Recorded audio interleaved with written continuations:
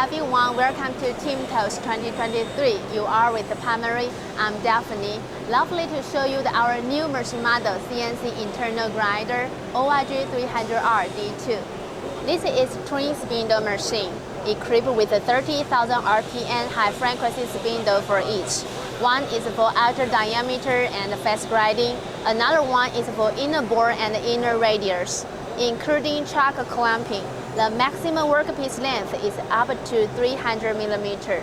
Maximum length for internal grinding is 150 and that for ORD is 100 mm.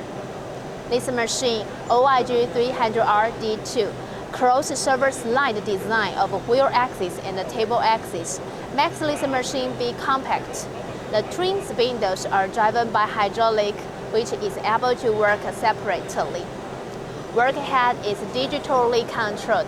C-axis is for positioning, B-axis is for angle swiveling from 60 to -90 degrees. Working with a Palmary graph interface to do grinding for inner arc and sphere is workable. It greatly enhances what an internal grinding machine can do. More complicated grinding jobs can be accomplished.